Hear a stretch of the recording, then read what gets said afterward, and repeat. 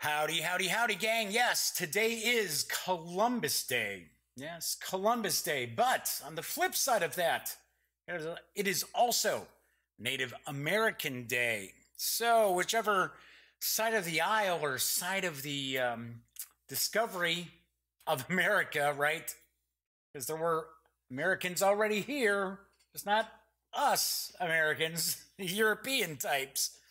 So depending on what side you fall on that, you can either be celebrating Columbus or basically vilifying him. I'm not going to say where I stand on that, but I will say something, and that is the Daily Dope is in the air.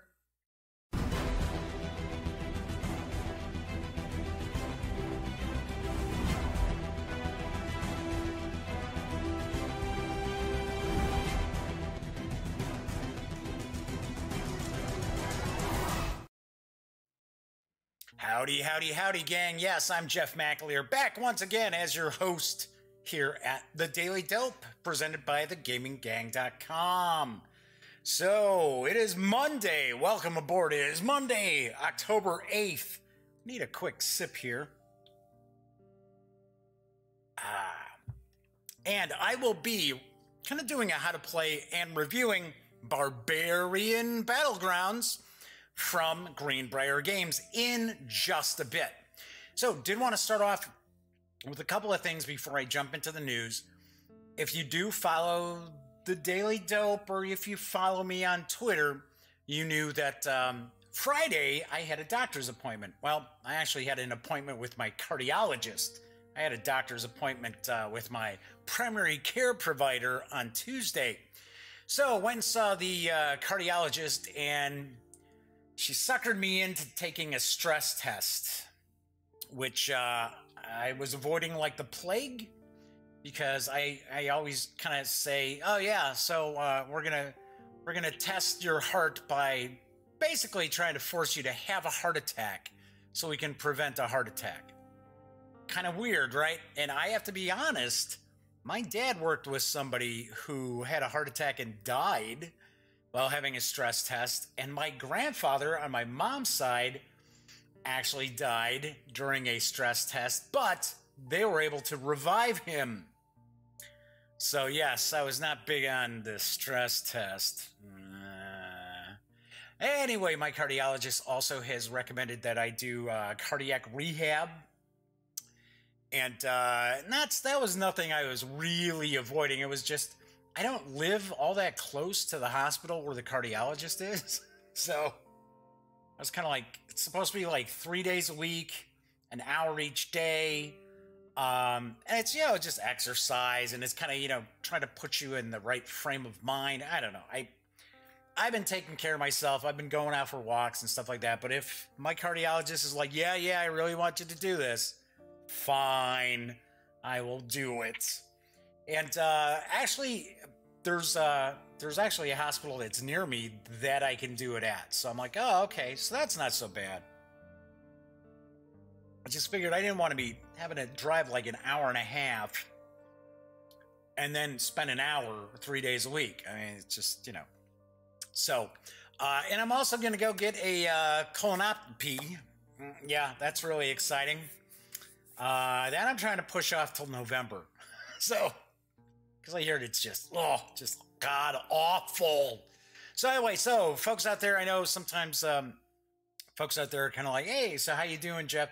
If you're not familiar with the Daily Dope or the Gaming Gang or myself, I had a heart attack back in March, a near fatal heart attack. So I've been trying to do my thing so I don't have another one, at least not right away. Anywho, so got that. Also want to point out that this is a live stream. I know a vast majority of people end up watching this after the fact, but there is chat available. It is through YouTube.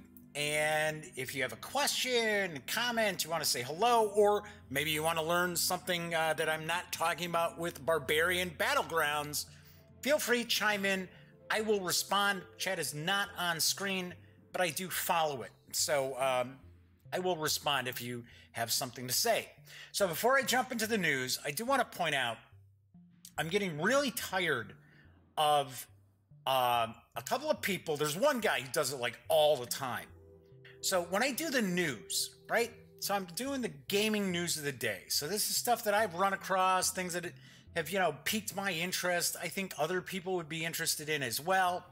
They're not commercials, right? So I get these two ass clowns who have to go and pretty much comment on every one of the videos that, oh, 32 minutes of commercials, 26 minutes of commercials. That's all they have to say, right? And then they'll give a thumbs down to the video. So what I don't understand is I do timestamp these. There are time codes. All you got to do is look to see when the news of the day starts and when the next segment begins, right? You don't want to check out the news? That's fine. I get it. That's okay. Skip ahead.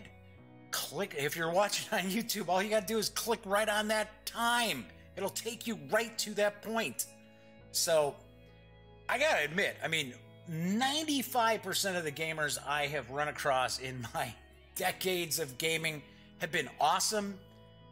But there are some of these just, I don't know what it is. I don't know if it's like Asperger's or something, but some of these people just take this shit way too seriously.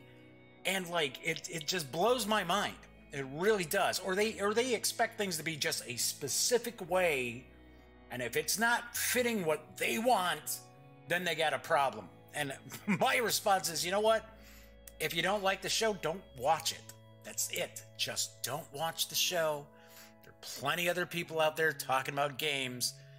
And, you know, they don't talk about, like, you know, things going on in the world or their lives. It's just games, which is not my style.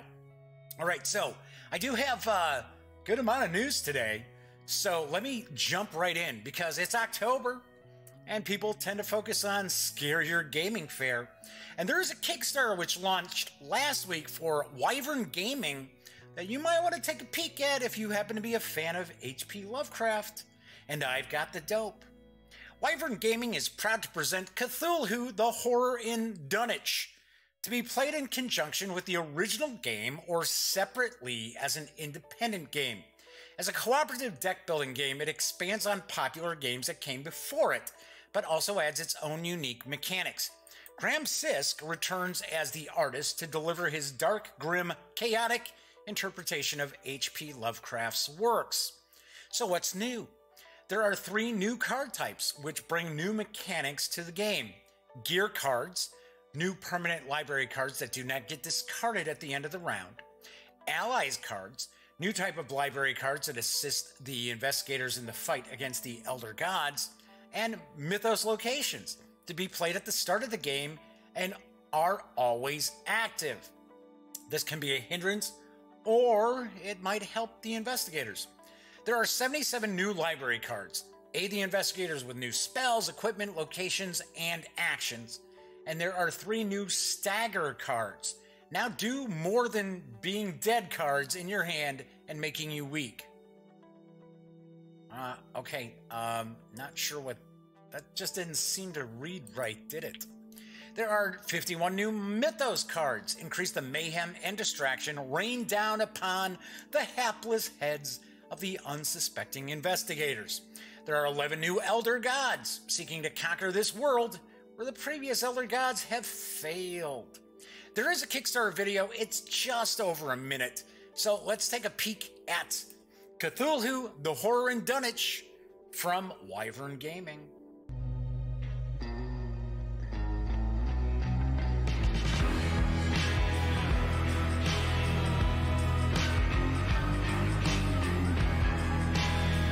The investigators have stopped the Elder Gods from destroying existence, but now the Elder Gods have returned stronger than ever with the precipice in Dunwich.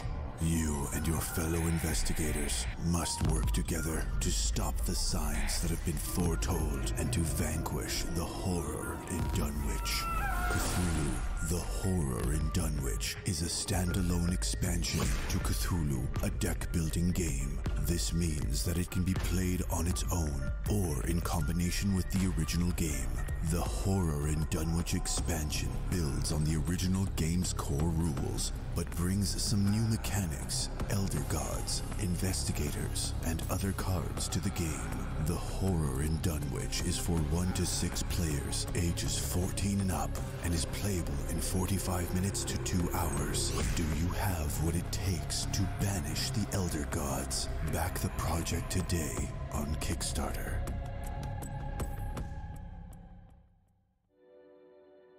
All right, well, so one video started playing because good old Smokey hopped up to get on my lap and actually stepped on the keyboard right as I was queuing that up. All right, so previous video started playing.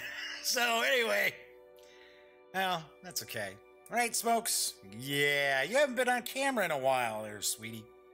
All right, so anyway, Cthulhu, the Horror in Dunwich, and it's Dunwich, not Dunwich. At least that's what I have been informed by people who are Lovecraftian experts. Anywho, the game is for 1 to 6 players. It's for ages 14 and up, plays in about 45 minutes to 2 hours. I guess it's going to depend on how many players you got. The project is about 90%, a little more than 90% of the way to its funding goal right now. It did just start last week. And you can reserve a copy of the core game and any unlocked stretch goals for a $50 pledge through October 30th.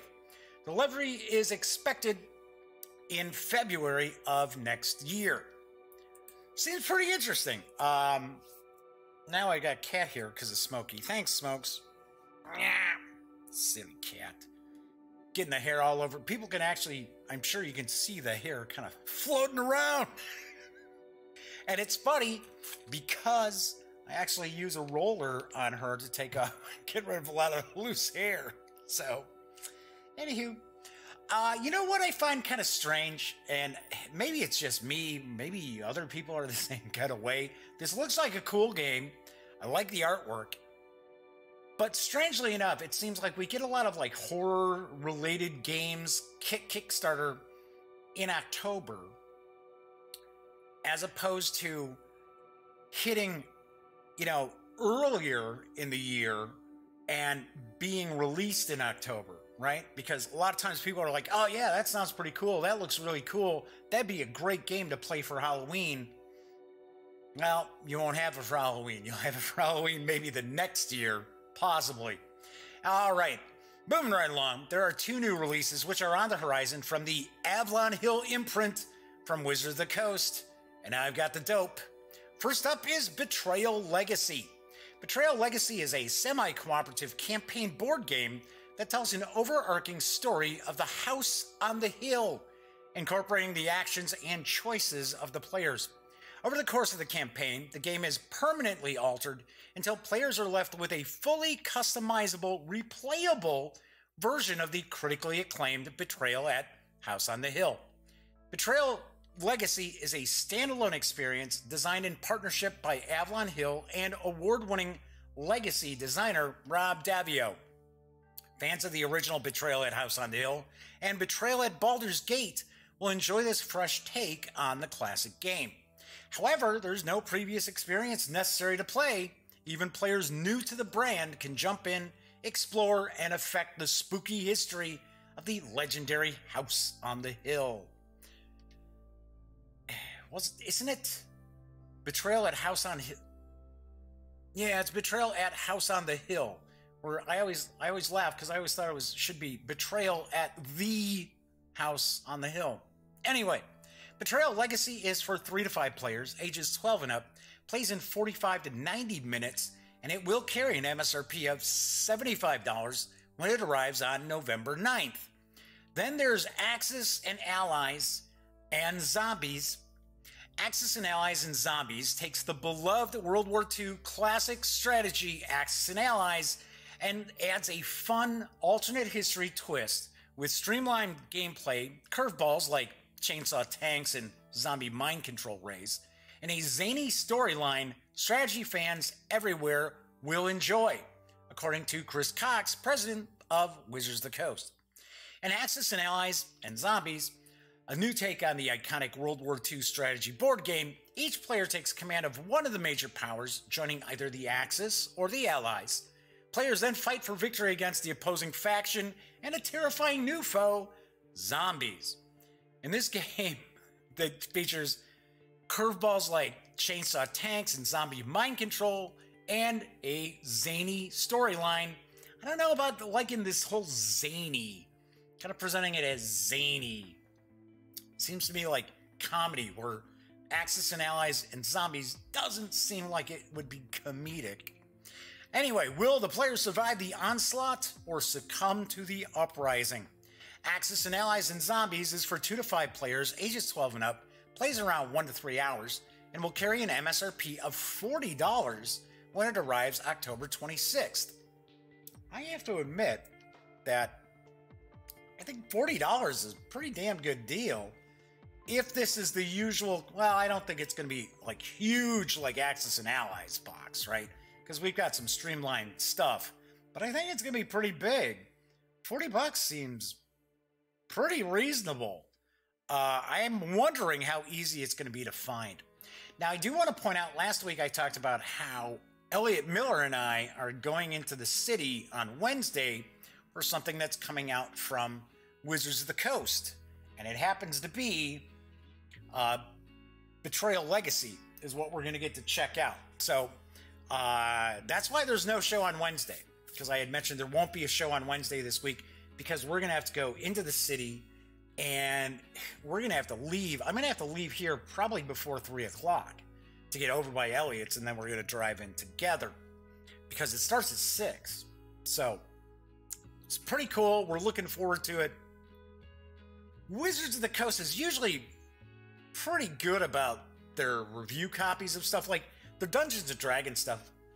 Once I finally ironed things out, because I think they didn't realize that I had moved from Arizona back in the day.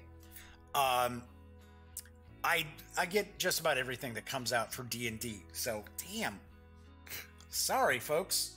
But the cat, damn you smokes. I love you, but your hair is all over me now. You shitty kid. Hang on a sec. It's like hanging on my nose. I don't want it looking like I'm picking my nose during the show here.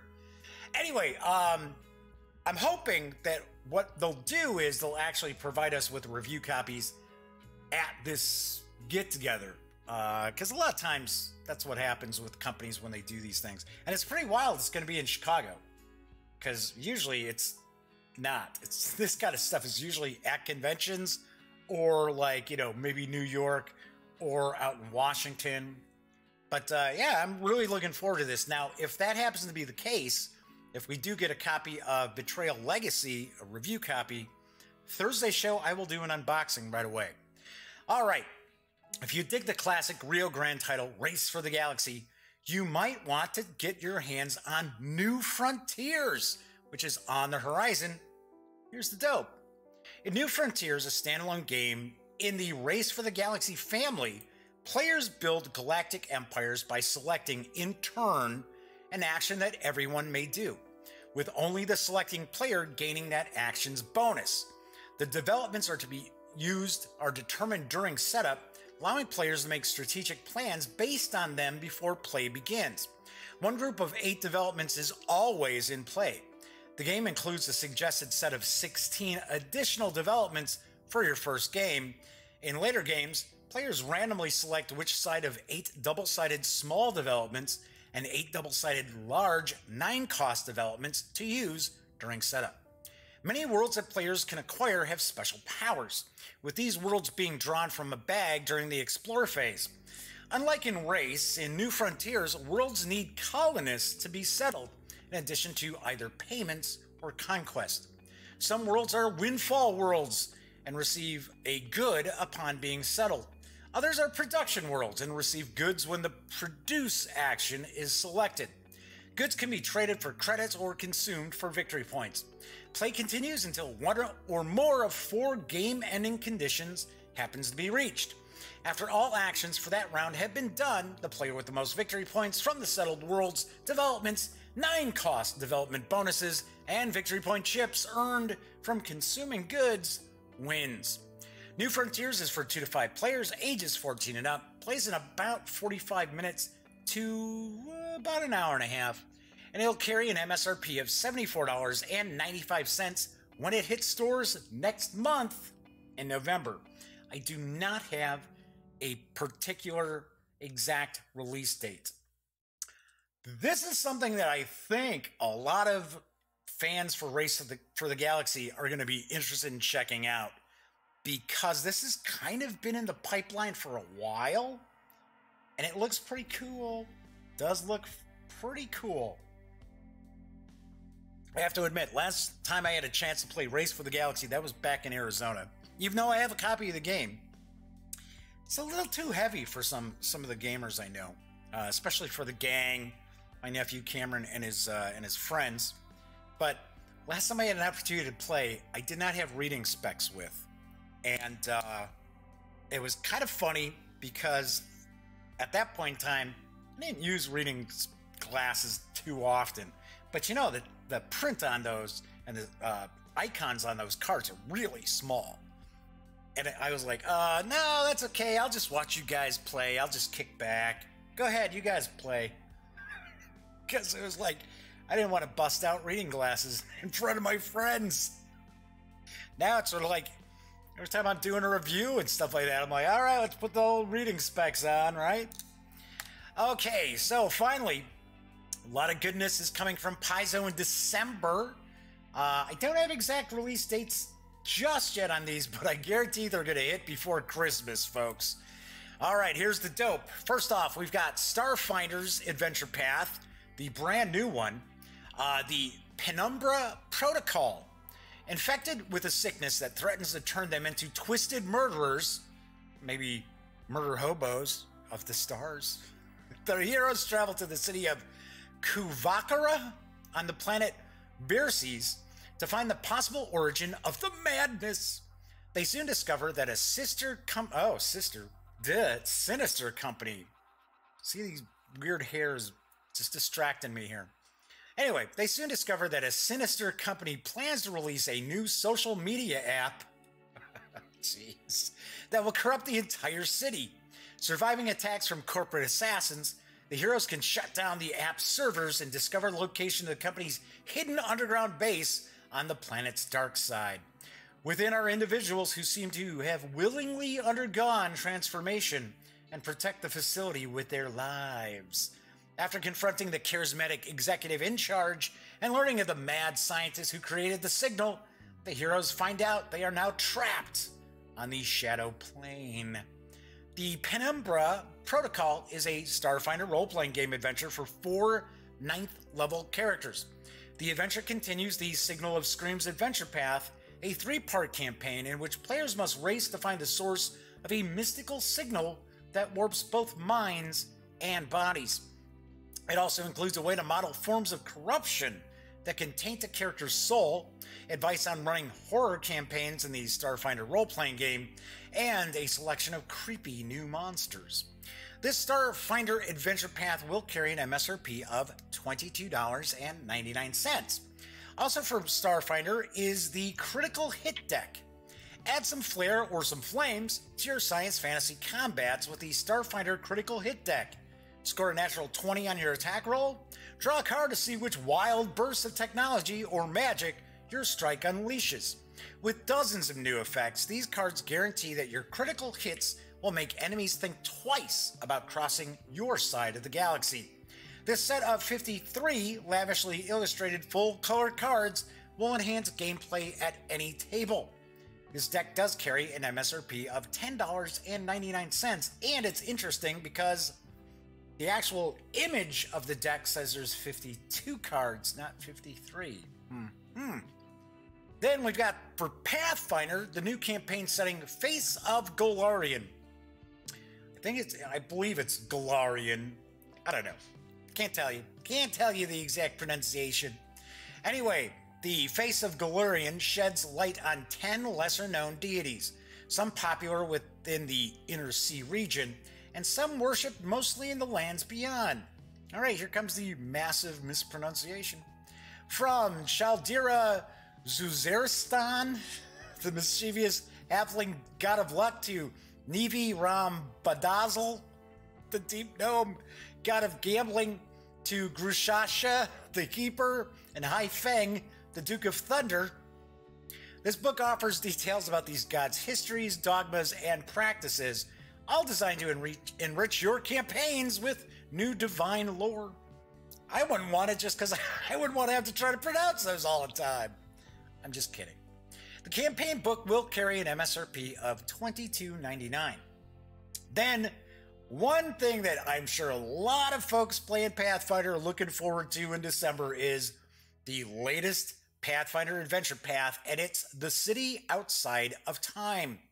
The return of the Rune Lord's adventure path continues as the heroes turn their attention to the cult of the Peacock Spirit, a mysterious and dangerous group whose remote mountain temple holds shocking secrets and terrible dangers. By braving the perils of the temple of the Peacock Spirit, the heroes might just be able to prevent a truly mythic foe from emerging into the world. The City Outside of Time is a Pathfinder role-playing game adventure for 15th level characters. The adventure continues the return of the Rune Lord's adventure path, an exciting extension of the Rune Lord saga set in the frontier lands of BarBEARian. Yeah, I guess it is BarBEARian. BarBEARian? I don't know. A selection of new monsters, an exploration of artifacts from ancient Thalasson, and revelations about the demigods of the Shadow Plane. Shadow Plane, isn't that where the heroes of the Starfighter adventure are ending up? Anyway, all that info rounds out this volume of the Pathfinder Adventure Path.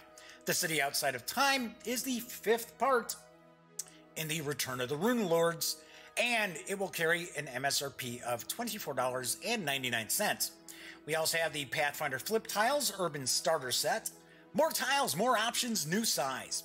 Create winding passages through an urban maze with just a flip. The new and convenient Flip Tiles Urban Starter Set features 42 full-color 6-inch by 6-inch map tiles with courtyards, back alleys, and other urban features. Both sides stunningly crafted by cartographer Jason A. Engel. These exciting new tiles put endless cities at your fingertips. A special coating on each tile allows you to use wet erase, dry erase, and permanent markers with ease. Removing permanent ink is easy. Simply trace over any permanent mark with a dry erase marker, wait 10 seconds, and then wipe off both marks with a dry cloth or paper towel. I'd like to see that. That does sound pretty interesting. These double-sided dungeon tiles come in convenient packaging for easy storage. Take your urban adventures to the next level. This jumbo-sized starter set carries an MSRP of $34.99. And finally, there is the Pathfinder Flip Mat Classic Pirate Ship. Sail the seas of adventure with Flip Mat Classic's Pirate Ship, a gorgeous double-sided battle-scale map of the decks of a pirate ship, including cannons, sleeping quarters, cargo holds, and all the nooks and crannies you'd expect in a sailing vessel. I don't know if I think of the words nooks and crannies, but I'm talking about a ship. Anyway, well, the flip side shows the rolling ocean. Chart a route of adventure to Flip Mat Classic's pirate ship, and once again, has that special coating so you can use just about any marker and then take it right on off. Anyway, this flip mat does measure 24 inches by 30 inches unfolded and 8 by 10 folded. The classic flip mat will be available for $13.99. Of course, all of these are going to be available in December. Pretty cool, pretty sweet. Gotta admit, on one hand,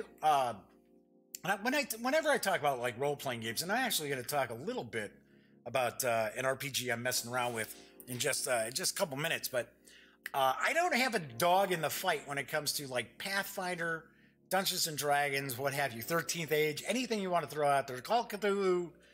Okay, that's the game I've run for decades. But that's a horror RPG, right? So as far as fantasy RPGs go, or science fiction RPGs, I don't really have a dog in the fight. But on one hand, I like how Wizards of the Coast, they only release so many things each year, right? So it doesn't end up costing you an arm and a leg. Now, of course, you can go and you can purchase all the third-party stuff you want, which, of course, is going to make the hobby a bit more expensive. On the flip side of that, I actually kind of like how Paizo, right as rain, has something new for you every month. So players are like much more, in my opinion, I think players are much more locked in to Pathfinder than they might be for 5th edition Dungeons and Dragons. And that is because there's always something cooking. Every month is something new. But you have to keep in mind, then it becomes pretty expensive. So, anywho. All right, but yeah, I like sharing the Paizo stuff. I dig that. I still haven't really ever seen much of it. Of course, I did review the core book for Starfinder, and I liked it. I thought it was pretty cool. I don't know. Maybe one of these days, Paizo will finally get on board, throw me a bone. So, of course, wearing my Blackhawks jersey. If you've been watching the Daily Dope since it launched back in January, actually it was like late December, I did some like unscheduled videos. You know, I'm a big Blackhawks fan. So the season started, interestingly enough, 2 wins and an overtime loss. 2 overtime wins, I should say, and an overtime loss in 3 games.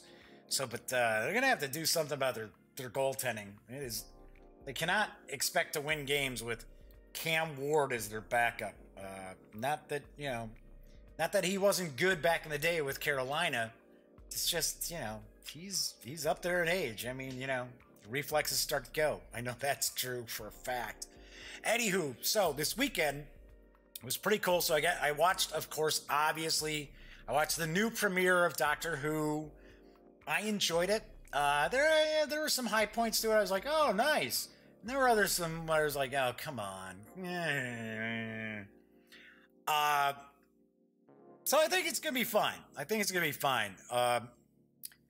You know, for one, it's got a new showrunner. So I'm excited for that. I'm glad to see Mr. Moffat leave, because I thought he was terrible. In my opinion, I thought he was terrible. I thought he was basically ruining Doctor Who. So glad to see him go. So one thing that I found interesting, though, is they're not going to refer to the Doctor's companions as companions anymore. That's pretty strange. Now, I had read something. They're gonna be friends. They're just gonna be the Doctor's friends. And then I saw something where they were insinuating that the term companion for Doctor Who really didn't come into usage until the reboot of Doctor Who. And I'm like, you know, I watched Doctor Who back in the day when Tom Baker was the Doctor. You know, that's when I started watching Doctor Who. And I gotta be honest, I could have swore that the companions were referred to as companions, not on the show, but I mean in media and stuff. I thought they referred to them as companions. Maybe I'm wrong. According to this article I read, I am, but I swear, maybe somebody out there will, you know, tell me I'm right or tell me I'm wrong. Then, of course, there was the 3rd season of The Man in the High Castle, arrived on Friday. And I'll be honest, I binge-watched that. Binge-watched all 10 episodes. Really enjoyed it. A little less action than I was expecting. I thought we'd get there's still action in it, don't get me wrong. But one thing I did find really cool was the show actually started to really embrace some science fiction elements. It did really have a Philip K. Dick feel to the proceedings. And there must be a season 4 because it left us with a cliffhanger. So, really, really liked it. Also should point out, if you have not checked out the roundtable we did with some of the cast from The Man in the High Castle at San Diego Comic-Con, be sure to check it out. Rufus Sewell is super cool to chat with. So, all right. Anyway, gonna do my how to play and review in just a couple of minutes. One thing I thought was kind of funny this weekend, because I'm gonna kind of share more of my like gaming experiences as opposed to just waiting till I do like reviews of stuff. And of course, just for the heck of it, I'm like growing in a goatee. I want to see how gray it is. And I'm sure it's going to be really gray.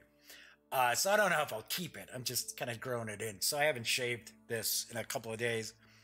But anyway, so I'm going to share some of my experiences playing stuff, or what I'm working on and things like that. And I ran across Dungeon World, which is a Powered by the Apocalypse role-playing game. And it's the Apocalypse World is basically the core rules that a lot of these games are kind of hacks of. So Dungeon World is a hack of Apocalypse World. And it's pretty cool. And I've been listening to some podcasts. I've been listening to Plus One Forward and The Gauntlet. And then there's a third one I just was checking out. I can't remember the title to it, but it is another one of the Gauntlet podcasts. So I was just kind of listening to it, kind of getting a feel for how the rules work and stuff like that. And it seems really cool. It seems like it's going to be a lot of fun. I'm going to bust it out with the gang, and I am going to work on... I'm up in the air on which one I want to do. I was going to port over, and if you're familiar with Dungeon World, the big change with a role-playing game, normally you'll have the game master who, they've got everything plotted out. They've got all these plans, and a lot of times you kind of get railroaded. Excuse me, which I never really didn't bother me that much when I would be able to play, unless it was like something completely like, dude, I don't understand why you're trying to make us do this. Which, as a game master, of course I knew why. But just for laughs. Oh, so anyway, if you're not familiar with Dungeon World, it's much more collaborative. The game master doesn't even roll dice. The players roll dice. And if a monster does damage, the player rolls their dice. Or they can have another player roll the damage dice that they're taking. So the GM doesn't roll any dice. The GM kind of just makes moves. So I'm not going to get into a whole lot of detail about it, but it's much more collaborative. Sure, the game master still has some stuff that's kind of like, not necessarily plotted, but sort of kind of highlights that they want to, but then the players will kind of go off on their kind of own adventure, and you kind of build the world together. So I'm thinking of either kit bashing, as I like to call it. I guess it's called hacking, but to me, hacking is like, you're hacking in a server or something. To me, I'm either going to kit bash Keep on the Borderland, the old, wasn't it? I think it was basic Dungeons and Dragons. I think it was the basic one that came out, the basic box. I want to say, I think Keep on the Borderlands was more. There were more copies of that printed than anything else ever for Dungeons and Dragons, regardless of edition. And I know Cameron and his friends, and Elliot too, because Elliot's going to be part of it. They don't know anything about that module. I seem to recall it. Or it's either going to be that, or I'm going to do the Temple of Elemental Evil, which includes the Village of Hamlet. And I remember I ran the Village of Hamlet way back in the day. We're probably talking 1981-ish. And it was funny because the rest of the series didn't come out until like 6 years later. Because I think Village of Hamlet came out in 79. I think. I'm not positive. I think it was 79. I think 85 is when the rest of the T series all came out in one book, like one mega adventure. So I'm thinking of doing that one too. Oh, either or, one of the two. I'm up in the air, and then I want to run it, and it'll be end up kind of a little faster than you would normally play through a D&D campaign or mega adventure, whatever you want to consider it. Simply because with Dungeon World, I'm just going to pick up some major beats. I'm not going to be sitting there going, oh yeah, and then I'm rolling for my random encounter. Oh well, this is going to happen. So, and then when I'm done running it, I'm going to actually tell the gang, hey, you know what? You just played a Dungeons and Dragons adventure that thousands upon thousands of gamers have played and it was, you know, like Temple of Elemental Evil, I can be like, you know, that's over 30 years ago that came out. So kind of cool, kind of funny. Anyway, so that is pretty much it. Before I jump into my how to play and review, and I know people are like, man, it's been 40 minutes, dude. Don't worry. This show's just kind of kicking back. It's not, you know, it's not brain surgery, right? Like I started off the show by saying, there are people out there who are gamers and just take this shit way too seriously. It's gaming, it's fun, we have a good time. Anyway, what's coming up on shows this week? So I've got, tomorrow I'm going to review Archmage from Starling Games. It's going to be kind of tough to get this on the table to show it off, but because it does take up some space. So that's on tomorrow's show. Wednesday, as I mentioned, there will not be an episode on Wednesday because I'll be heading down into the city. Then on Thursday, I'm either going to talk about 5 role-playing games that are perfect for Halloween, or if I happen to get a review copy of Betrayal Legacy, I will do an unboxing of that. We'll dig into that. So one of the two for Thursday.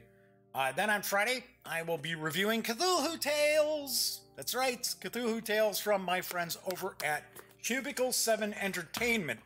Then next week, I'm going to do some reviews for Noria from Stronghold Games, Fists of Dragonstones, the Tavern Edition from Stronghold Games. Those two are definitely on. I'm probably going to do the Warhammer Age of Sigmar Champions, kind of do a bit of how to play and a review of that as well. And there's other stuff that I know is in the mail to me. So we might see the 5th edition Vampire the Masquerade rulebook. So I might dig into that for folks who are kind of curious what it looks like. So, all right. So that's what's coming up on future episodes.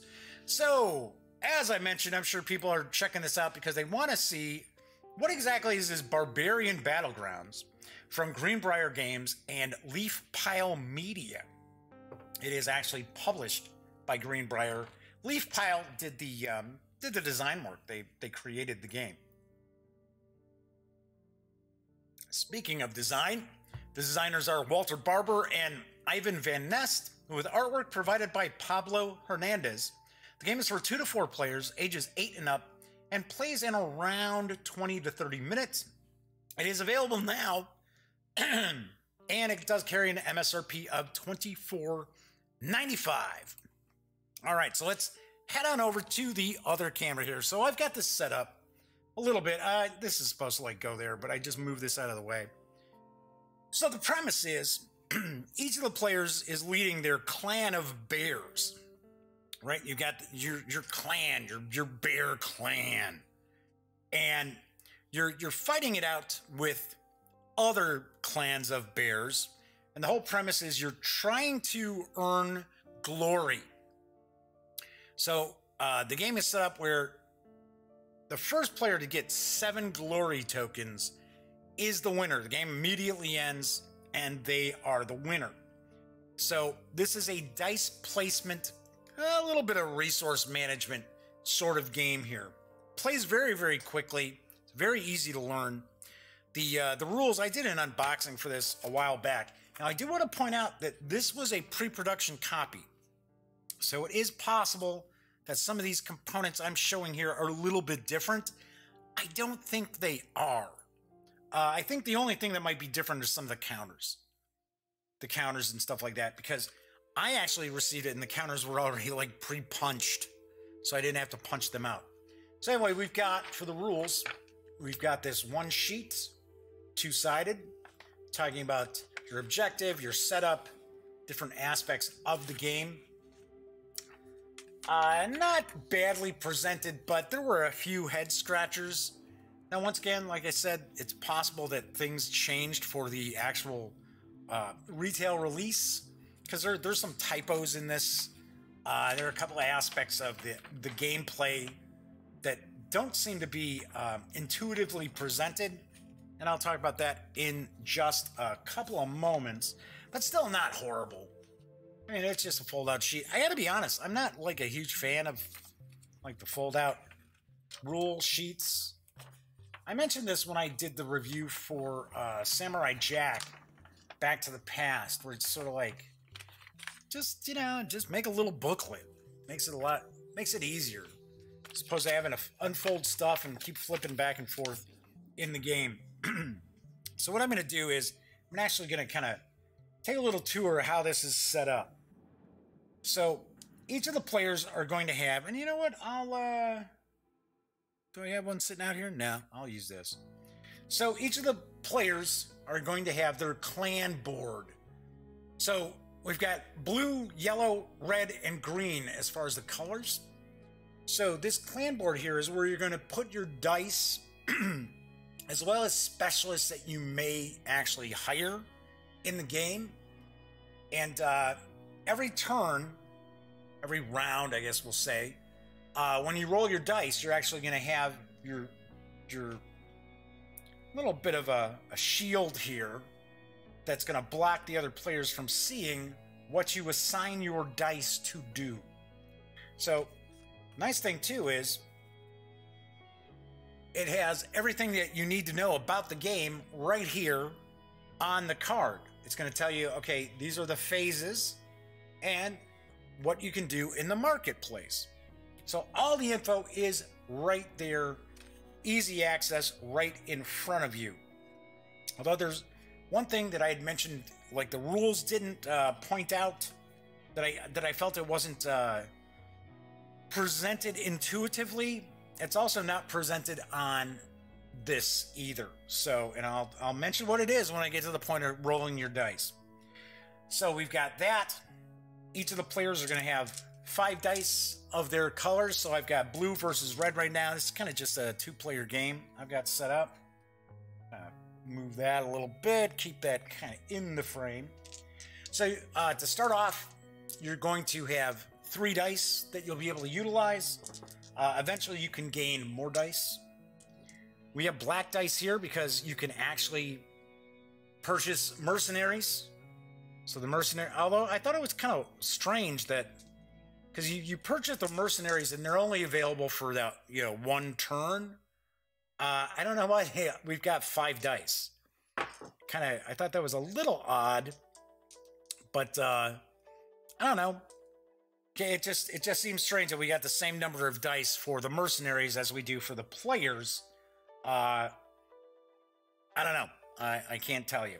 So I just, like I said, just thought it was a little odd, but because you can have mercenaries, you roll the dice and you're actually gonna put them on your clan board. I guess effectively we would say, well, then that means that the maximum number of mercenaries available are 5 in the game. All right, so we've got resources. So we've got faith, a little faith token there. We got 3 kind of resources. We got faith. Now this one represents 3. We've got honey. Of course, yeah, these are bears. You expect them to love their honey. They want their honey. And then we've got ore, which, I don't know. When I think of bears, I don't think of, like, stones and ore. Then again, I don't think of bears, like, wearing armor and wielding axes and swords, fighting it out with each other. So we've got those. We have these specialists, and depending on the number of players, will be how many of the specialists that you actually will place out here. Normally, of course, obviously enough, space is at a premium, so you would not have all this stuff kind of like shoved in this close between 2 players, right? You would have a little bit of space, but I do want to show off everything. So we've got the different specialists. So this is a miner. So if the player has a miner as part of their clan, they'll be able to gain 1 ore. We've got the honey gatherer. So if somebody happens to have a honey gatherer as part of their tribe, they're going to get an extra honey in the resource, when you, the phase where you gain resources. This is kind of like a shaman, so you get an extra faith. And this is a sentry, and the sentry can help you defend your clan's base, which is represented by these clan boards. So we've got that. Now to start off the game, depending on the number of players, this is the Trials deck. Depending on the number of players, there are some cards in here that you will take out.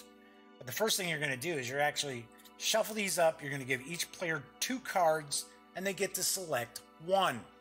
These are just kind of special conditions that could like help the player earn more glory or more resources. So, for an example, we've got Gone Berserk.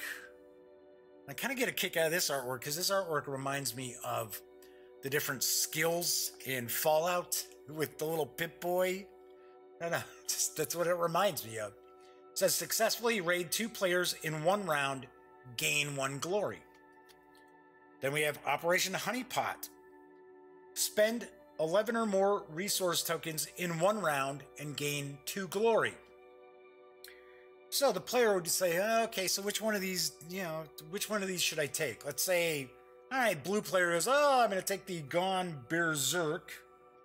And then the red player, they get a couple of cards. And we got another Operation Honeypot, and we got so long and thanks for all the honey. And it says successfully raid a player with a pair of 6s, gain 1 glory. That seems fairly easy. So, say the red player takes that. And then we just put these to the side. We won't be using them again. So we also have on the table, we've got these upgrades, these upgrade cards. So we've got Captain Training, we've got Pillaging, and we've got the Second Amendment. I gotta point out, the text on these cards is really small, especially down here. Right in here, that's pretty small text. So for an example, the Second Amendment will cost 2 faith and 2 honey to purchase. Your Empower ability now affects all your dice in the battleground or barracks. Now, Empower is actually something that you do from the marketplace, which is on your board right here, on your screen, I should say, your little screen that you'll use. So we also have glory. So each of the players are going to start off with 2 glory tokens that are unlocked. You're going to see we've got the flag like this when it's unlocked. Then we've got the flag like this with a lock on it when it is locked. So you're going to be raiding the other players as well as trying to gain resources, try to farm resources. And the whole point is you're trying to get glory.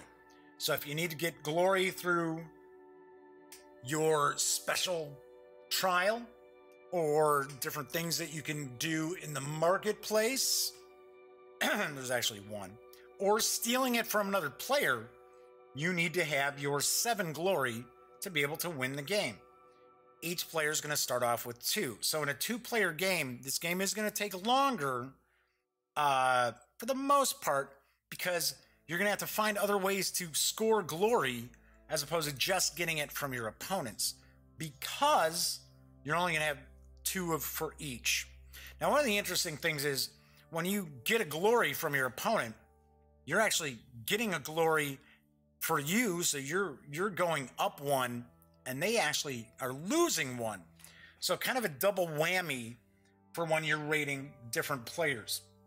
Each of the players also have an extra stack of glory. So for an example, that's a blue player there, and those are kept off to the side for different things that if you do your trial successfully and get glory, or you do the marketplace, get glory, that's where you're going to actually take your own from your color. So simply enough, let's get these out of the way. Each turn, players are going to roll their dice. All right, so I've got 3 dice for each player. You're going to roll these out in the open so that everybody can see everyone else's dice. So you're going to remove your screens and put them off to the side. Once everybody's rolled their dice, then you're going to put the screens in place and you're going to place your dice. So up here, we've got these first 3. We should see green, blue, yellow. So that indicates if you assign dice to any of those 3 spots, that means you're attacking. you're going to be brawling with these other bears. You don't have to necessarily do that, but you're going to brawl a lot. I'll be the first to admit you're going to brawl a lot. Now, if you go into these two squares here with your dice, that means you're defending. You're kind of garrisoning your bear fortress, right? Because that's what this represents. This is kind of like your bear keep, or whatever you want to consider it.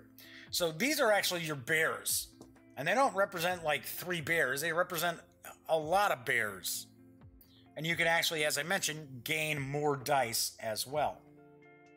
So we also have an area here where if you purchase the sentries, if you hire the sentries, you would place them there. They give you an extra defense of 1. Then we've got these areas down here is you would place your dice as far as workers. So it'll show right here, a 1, 2, or 3, you can place that die there and get a honey. A 1 through 5, you can place here and get a faith. And if you have 4, 5, 6, you can place it here and you can get the ore. So this is kind of like, this is like the honey grove. This is like your shaman, and this is kind of like a forge, or what's the word I'm looking for? Quarry, I should say quarry, duh, like a quarry.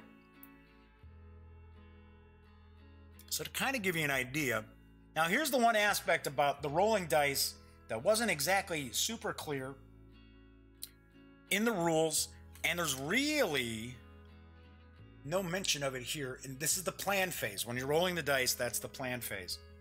And that is, if you have matching dice, you can assign those dice to a single spot.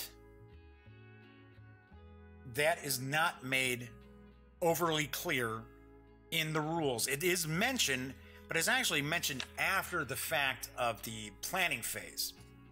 In fact, I want to say maybe it's on the back page or something, on the back of the work. So I was like, that's kind of weird. So if I wanted to, seeing we're just playing a 2-player game, I could place the 2 1s on the blue player there to raid them. I still have a 5. Now there's one other thing on this board that you're able to do, and it's not necessarily super obvious. And that is, you can place a 6 onto this shrine, and you can get either 2 faith, or you can lock excuse me, wow, my throat is super dry today. Anywho, with that 6, you can either gain 2 faith, or you can lock one of your glory. You can lock a glory token that you have. If it's locked, the other player, if they raid you in the brawl phase and they win, they can't take that glory because it is locked. Now, when you're trying to get your 7 glory, it doesn't matter if it's locked or unlocked. Once you get 7, that's it. Game wins. That's the winner. Or game ends, I should say. That's the winner. We also have a little first player token of a little, a little campfire. And that just passes around the table.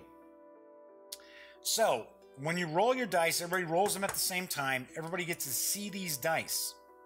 So, for an example, I can tell the blue player, well, they had a couple of 2s there. They could possibly team these up against me. And then they have a 1. So it's like, okay, so not very good dice. And that is something that I will point out. There is quite a bit of luck to this game. It's if you roll bad dice, you're pretty much gonna be screwed. That's just how that works. So we had 2 2s and a 1. So let's say, for an example, the blue player says, okay, fine. So I'm going to place these 2 here because I want to brawl. And then I'm going to put my 1 over here so I can get a honey. Now, of course, remember, that's behind the screen, so nobody else can see what's going on there. Your resources and your glory actually stay visible. So here we got the red player, and this is all simultaneous, right? So the red player would say, okay, Well, I get the impression they're going to probably attack me. So I'm going to go put the 2 here to defend, and I'm going to put a 5 to attack. So that means, you know, they were sending bears over to attack the red player, and the red player was sending bears over to attack the blue player. One thing I do want to mention with the screens, they all have different art. I thought that was kind of cool. I mean, it's not like, I mean, so here, for an example, right? So we see the blue bears are like, they're almost like polar bears, right? So they're all white.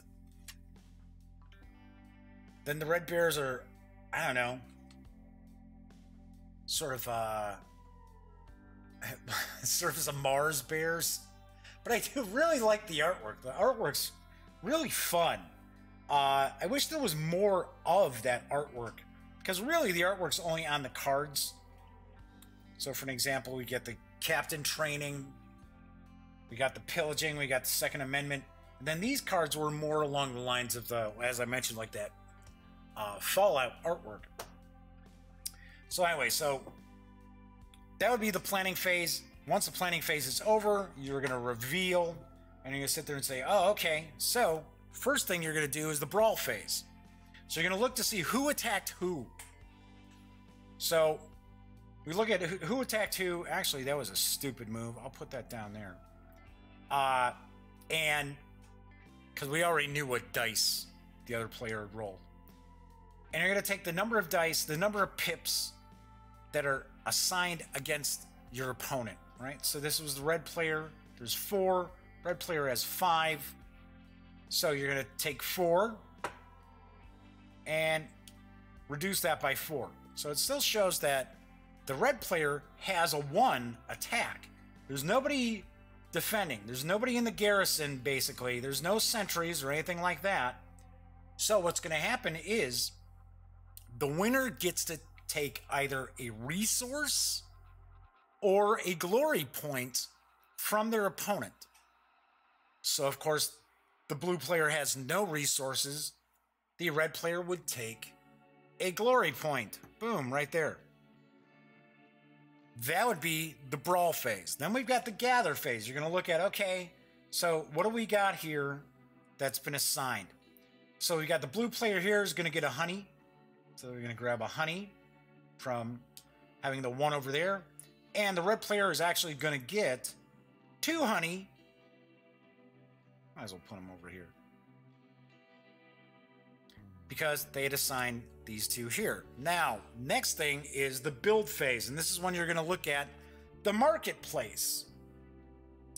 And of course, you roll the dice in the planning phase. That's all simultaneous. Then the brawling, normally you're going to just go in the order from the first player. And that is also the gather phase as well as the build phase. You would say, so an example, like, let's say the blue player was the first player here. So they would get to gather first. Then they would get to build first. With 2 players, it's pretty easy. With 4 players, well, yeah, you probably want to have the little first player marker moving around, because these are limited resources. So with these specialists here, there's 3 of each in a 2-player game. So once these 3 would be gone, that's it. You can't hire any more. There's more in a 3 and 4-player game. So you can go to the marketplace, and it's going to tell you the different things you can do. So if you pay 2 honey, you could hire a mercenary and gain a black die. You can change fate for 2 faith. Change 1 die you rolled to any other value. You've got empower. +1 power to any die in your battleground or barracks. 1 of the dice. Now remember, you've got that the Second Amendment, which if you do empower, actually gives +1 to any of your dice. Then you got to hire a specialist. It's going to cost you a faith, a honey, and an ore, and you would be able to purchase 1 of these guys. Then you've got reinforce. Reinforce is pretty important, because this is the only way you're going to get extra dice. And it's 2 faith, 2 honey, 2 ore. And you would get to add a die to your die pool. And then we also have the grand offering, and it's 3 of each. So 3 faith, 3 honey, 3 ore, gets you a glory. And that is basically all you're doing throughout. The other thing you can do also is you can purchase the upgrades. Almost forgot. So the upgrades are going to tell you what they cost. So the captain training is 2 faith, 2 ore. And then you would actually place this along with your area. Once again, you're not hiding any of this stuff. The only thing you're really ever hiding is how you assign your dice. So let's say, for an example, all right, so we got our 2 here. We've got the 1 honey here. Let's move on to another turn, just for the heck of it. Nah, he's not going to hire a mercenary. That's fine. Okay, so let's roll our dice again. And I won't even bother using the shields here. I'll just, the screens, I'll just do it right out front. Okay, so here's a great example of how there's a lot of luck involved in this, because the blue player got a couple of 1s and a 3, and the red player just got 3 6s. So, of course, the blue player would be like, oh, for crying out. Really? So they'd be sitting there going, okay, well, I guess I'm going to have to do something like this.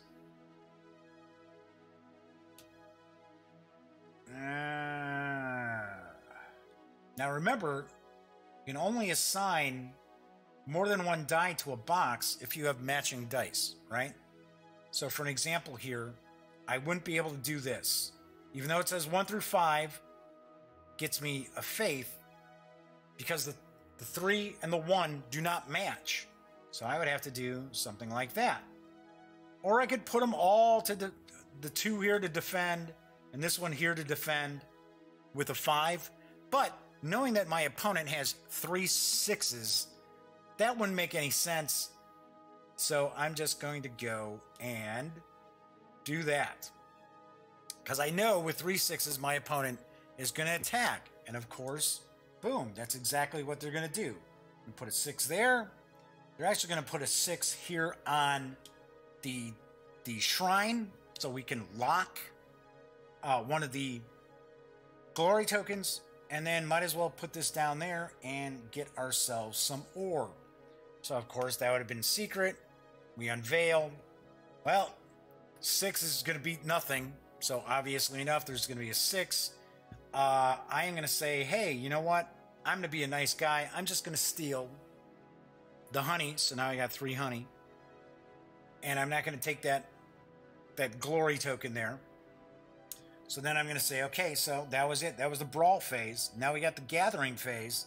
So I would get an ore. So I get 1 ore. And I get to flip over one of the glory tokens and lock it.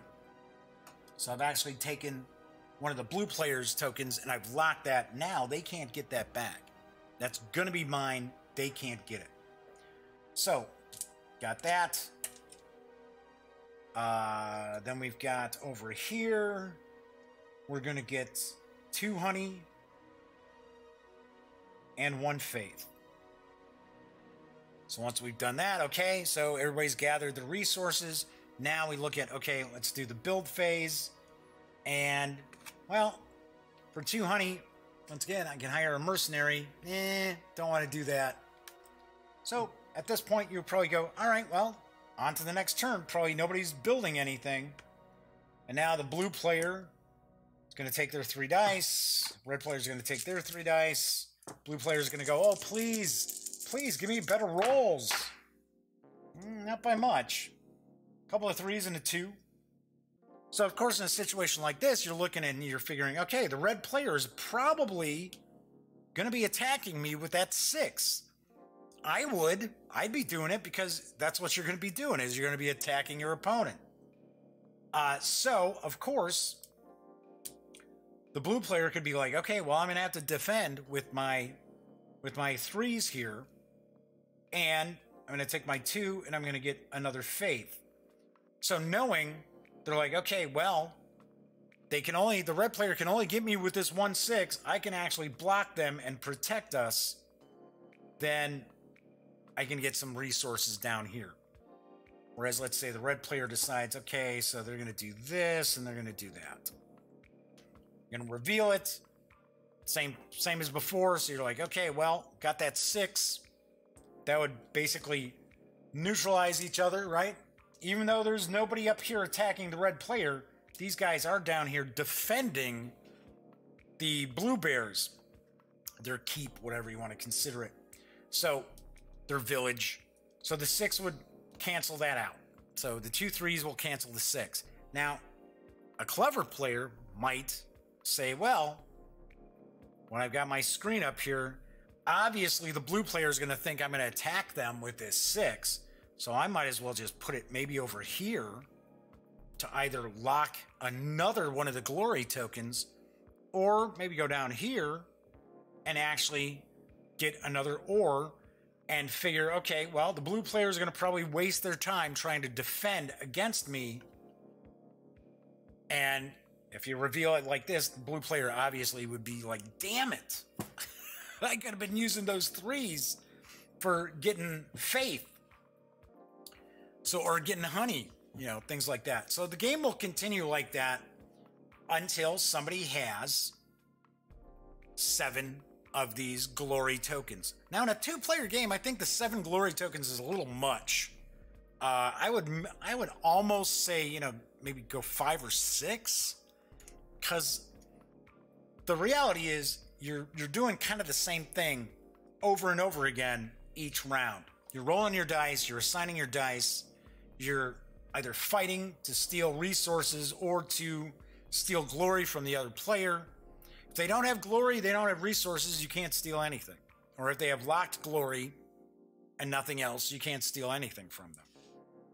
So that's another reason why a lot of times, you know, I shouldn't say a lot of times, you should always have your resources and your glory out so the other player can see what you've got. So because then they can decide, well, they don't have anything, why attack them if I can't? I'm not going to steal anything from them, so what's the point? So anyway, there's some fun stuff where, you know, you get these upgrades that kind of change things up. I wish there were more than just the 3 of them. There's only 3 different kinds of upgrades. Now, once again, it's possible there were more than the 3 in the finished product, but once again, I don't think there were. I do like the fact that everybody's going to have their own little special trial, special thing that they're trying to complete, special objective they're trying to complete. I like that. One thing, though, is it's possible that the 2 cards you get are going to be really tough trials to overcome. So you feel kind of screwed if you only got a choice between a rock and a hard place. I like the game moves fast. It's super easy to learn how to play it. I like it as with more than 2 players. 2 players, it's okay. I don't know. It just gets to be like, yeah, well, with just 2 players, it's like, yeah, I'll just keep attacking you whenever I can and sit there and get, you know, my, you know, resources. It comes down to too much of who gets the better rolls when you're playing just 2 players. When you're playing with 4 players, it's a lot different because you're like, okay, well, you know, maybe I can't attack the yellow player because the yellow player's got those really high dice. But then again, he might be using those high dice to attack the green player. So maybe I could sneak in and do that. So I like how there's a lot more chaos, I guess I would say, in a 4-player game. There becomes more reason for you to be buying resources and getting specialists and getting upgrades when you have a 4-player game as well. When you're doing 2 players, for the most part, yeah, you're kind of getting resources just to, you know, pick stuff up from the marketplace. But the reality is you're investing a lot of your time trying to attack your opponent and stealing their stuff. So anyway, that is pretty much BarBEARian Battlegrounds from Greenbrier Games. As I mentioned before, the game is for 2 to 4 players, ages 8 and up, plays in around, like I said, about 20 to 30 minutes, and is available right now for $24.95. So I like it. I like the artwork. I think it's fun. It's really light. I know it says ages 8 and up, but I don't know. I mean, 8-year-old kids, you want them playing a game where it's like you're basically, I mean, it's not like you remove dice like, oh, well, those bears were killed. But I mean, it is pretty obvious from them wearing armor and carrying weapons and stuff like that that they're beating on each other. So I don't know. I mean, I would think some parents out there who have 8-year-olds might be like, I don't know if that's right for my kids. But as far as learning how to play and understanding the concepts of the game, yeah, 8 and up is fine. Like I said, I enjoy it with 4 players. I played it with 3 players. I played it a couple of times, just 2 players. It was fine. 2 players. I'm not saying it is bad. It was just fine. I like it much better with the 4 players, the full complement of players. I have to point out this isn't something that's reinventing the wheel by any stretch of the imagination. I wish there were more options available to it, because once you've kind of gone through and you've got your upgrades and you've played a few times and you've gone through enough a bunch of the trials, or you've seen the trials, when you keep playing it, it's kind of old hat. Now, that, like I said, that doesn't make it a bad game. I'm just saying it's not reinventing the wheel, right? It's not going to completely knock your socks off. I like the artwork. I think the artwork's cool. I wish there was more of it. It's fun. It's kind of funny. You got these little bears who look all cute, and they're like carrying like axes and spears. It's like, okay, all right. One's got like this helmet, like covering its face. He's like a little bear. So I really like that. I would hope that maybe at some point in the future there might be, I don't know, like maybe a little deck expansion that could come out that adds a few more things, a few more upgrades, maybe especially a few more upgrades. Maybe a few extra trials and things like that. I think that would be pretty cool. I don't know if might see that in the future as sort of a promo or something along those lines. All depends. Really, it all depends on how well the game does. On a scale of 1 to 10, I do give BarBEARian Battlegrounds a 7.7, I should say, out of 10. And like I said, it's a good game. It's fun. It's super easy to learn. Not real deep. Replay suffers a little bit because of the lack of options within the game once you've played it a few times. All right, so that is it for today's show. As I always like to point out, when you're not watching videos on the Gaming Gang channel, be sure to visit thegaminggang.com for all the latest in gaming news, reviews, comics, movies, TV. Well, by now you know the drill. Get your geek on at thegaminggang.com.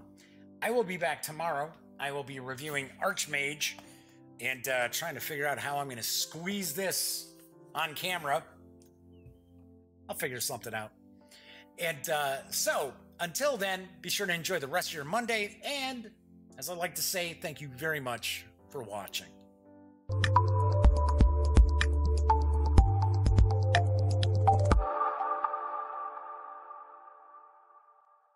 Thanks again for watching The Daily Dope, presented by The Gaming Gang. If you like this episode, be sure to give it a quick thumbs up. And if you dig the channel, please subscribe. If you'd like to check out our previous episode, click right here. And if you want to check out a somewhat randomly selected episode, give a click right down here. It'll be like opening a box of Cracker Jacks. You just don't know what you'll get. Once again, thanks for watching, and I'm Jeff McAleer.